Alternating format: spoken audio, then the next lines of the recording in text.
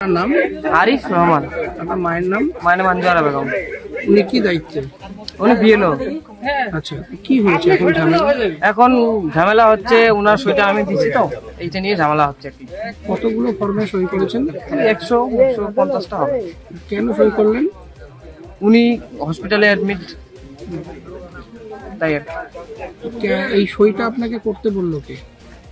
মাই বলছিল আমার সইটা করে দিস।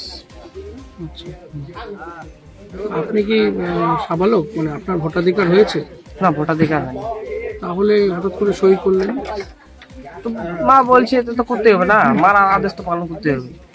এখন কি গ্রামবাসীরা আপনাকে আটকে রেখেছে? হ্যাঁ, গ্রামবাসী তো আটকাবেই, যেহেতু আমি দোষী। এখন কি বলছে, ওদের ডিমান্ড কি? ওদের ডিমান্ডটা তো আমাকে বলে নাই, ওদের ডিমান্ড তো আপনাদেরকে বলছে, আপনারা জানেন না। তাহলে আটকেছে কি বললো, কেন? না, আমাকে আটকেছে কি, তুই দাঁড়া, তোর ফয়সালা হবে আর কি। ওদেরকে ডাকছে না, ওরা ওরাই বলছে, ওরাই তো মিডিয়া ডাকিনি আসে না, আমি তো ডাকি নাই। ওরা কি গ্রামগঞ্জ এখন কি অঞ্চলের লোক আসছে? অঞ্চলের স্টাফ আসছে। কি এখানে কি এসআইআর এর বোর্ড লাগিয়েছে? হ্যাঁ। কি লিখেছে? এসআইআর এর সংক্রান্ত সহযোগিতা কেন্দ্র এখানে বসছে, তার মানে ওনারাই এখন কালেক্ট করবে? হ্যাঁ, ওনারাই কালেক্ট। তো আপনি এই যে কাজটা করছেন, এটা কি জানতেন যে এটা ঠিক না? না, এটা আমি জানতাম। এটা কি আপনি এখন কি মনে হচ্ছে ঠিক করেছেন? এখন ভুল করেছি আমি, এটা মনে হচ্ছে ভুল করেছেন। এরকম নিশ্চয়ই আগামীতে? না, আগামীতে। মা কোথায় ভর্তি? মা 10 তলায় হাসপাতালে ভর্তি আছে। মা কি করে, কি কাজ করে? মা বিএলও। আর এমনি কিসে কাজ করে? ভিআরপিতে আছে।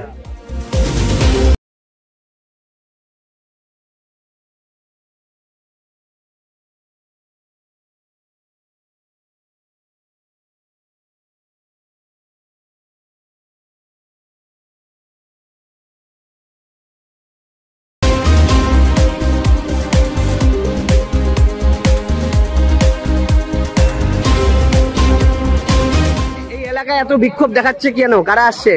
এখানকার তো অঞ্চল থেকে আসে। হ্যাঁ, কি বলছে ওরা এসে?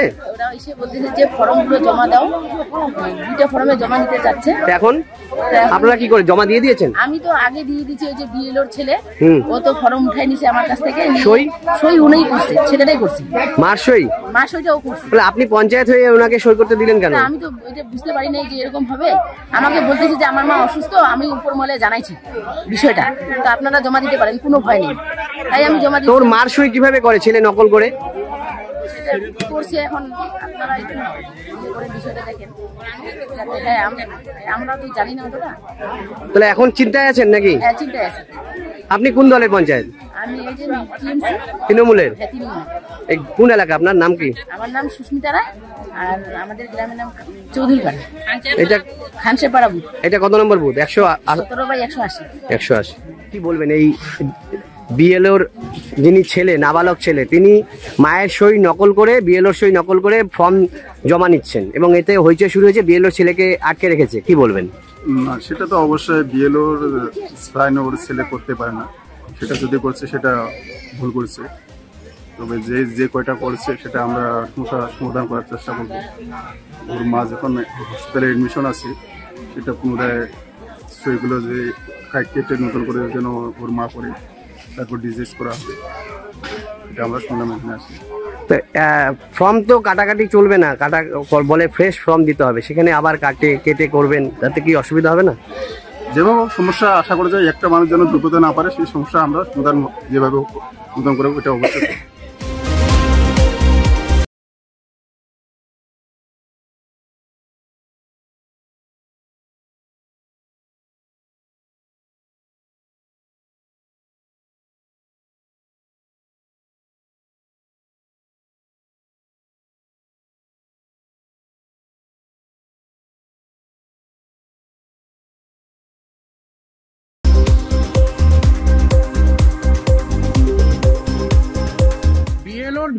নাবালক ছেলে বলছে যে আপনি ফর্মগুলো জমা নিতে বলেছিলেন। না, আমি বলিনি।